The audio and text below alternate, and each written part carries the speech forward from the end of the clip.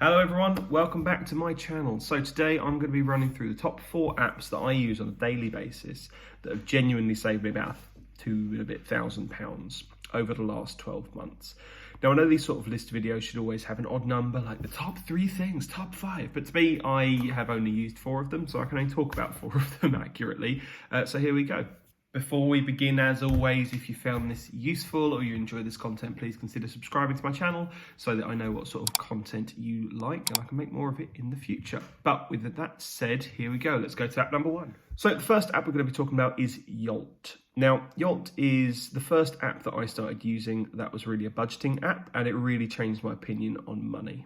I find it amazing. You can link lots of different banks, lots of different cards. All my credit cards, all of my debit cards are all linked under this one. It was the first budgeting app that I ever found that categorized all of my spending. So I could see quite easily by merchant who I was spending all of my money on, and by category how much I was spending on groceries or on shopping or on eating out. Within the app, you can also set specific budgets for specific categories. So if I only want to spend £500 a month on groceries, then I can see quite easily if I ever go over that or if I go under that. You might be asking, how does budgeting save you money? Well, for me, it was a really big wake-up call on actually where I'm spending my money. Quite a lot of it was just subconscious, to be honest. I'd spend a couple of quid here, a couple of quid there. I'd buy a coffee on the way into work, or I'd buy a £10 thing on Amazon, and these sort of things really started to add up.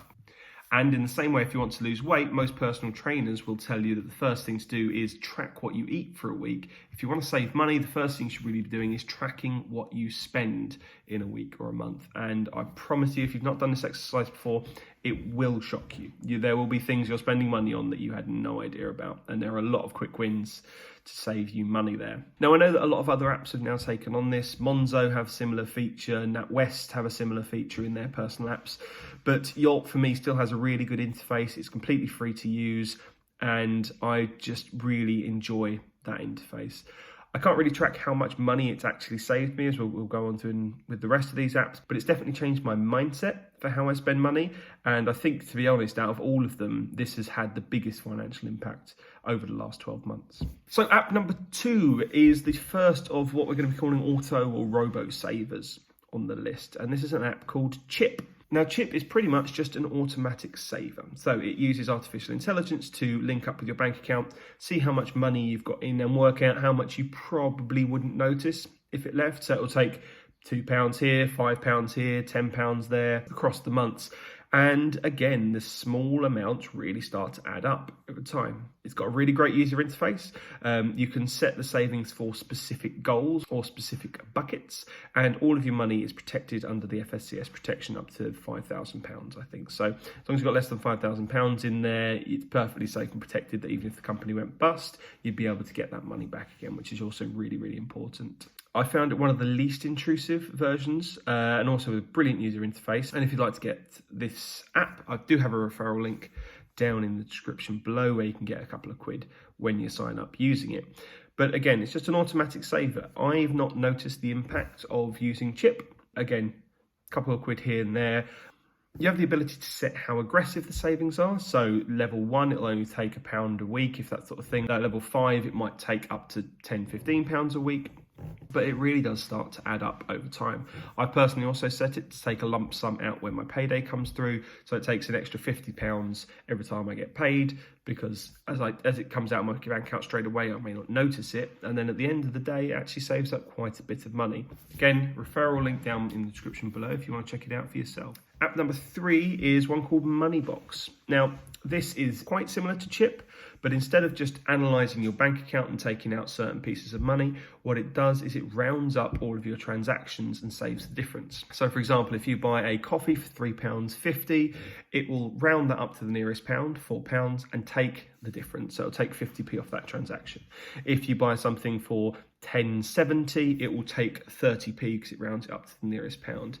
Again, it works on the principle that a little bit taken often adds up to a really, really big impact. It's not been highly aggressive on my bank statements, but over the last year, these small things have had a real compound impact and actually saved me quite a bit of money. Again, another referral link down in the description below if you want to check it out. Just click on the link, it should take you to their app to download. Now, the difference between Chip and MoneyBox is that MoneyBox actually invests your money, so you can set it up as a general investment account or a stocks and shares ISA, and your money is technically at risk there. They do also take a small fee, but for my personal opinion, I'm not keeping massive amounts of money in there at any time. It's only usually maximum a couple of £100 at a time, so the fees work out to be a couple of pounds, and for me, having that saving ability is more useful and more valuable than their fee, so I'm comfortable to pay that. I have also made more in the appreciation of the investment over the last year than my fees, so personally I'm quite comfortable, but it is a risk and the stocks can go up as well as down, so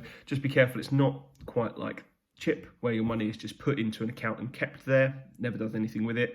This, it can rise and fall, but generally it's a pretty good savings pot. And number 4, my last app that we're going to be talking about is Plum, which is actually a mixture of both.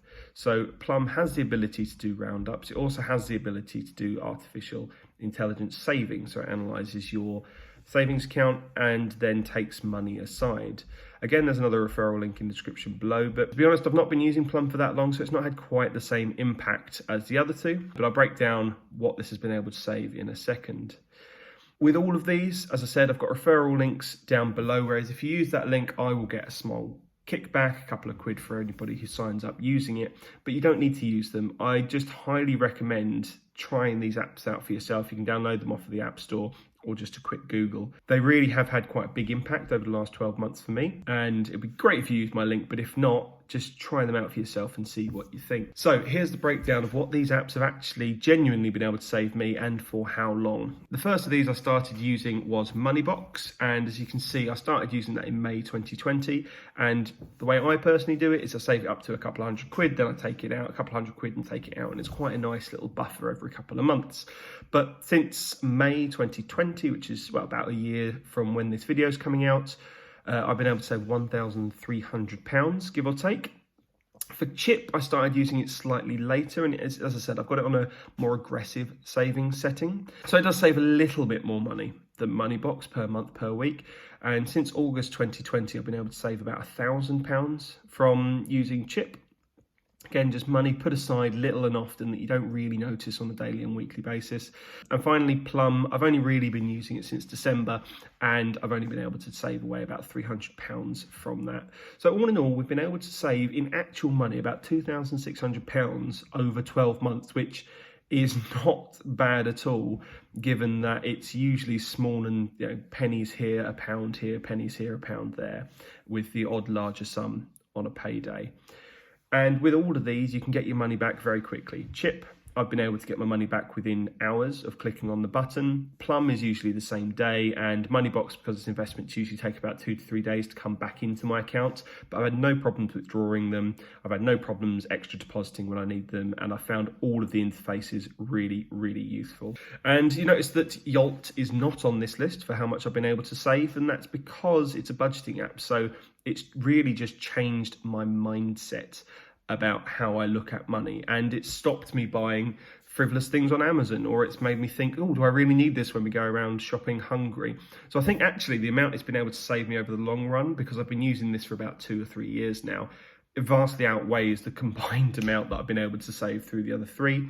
But here are the numbers. So yeah, please have a look, see how they are, try them out for yourself, and let me know how much you've been able to save. Also, if you've actually used any other apps, or you've used these apps, please let me know, because I'm always interested in more apps to review and try out myself, and I'm always interested in saving a little bit of money. So with that said, thank you very much for watching, everybody. Please let me know what you'd like me to cover in the comments box below. As always, if you've enjoyed this, please subscribe to the channel. It does help me out greatly. And with that, I will see you on the next one. Goodbye.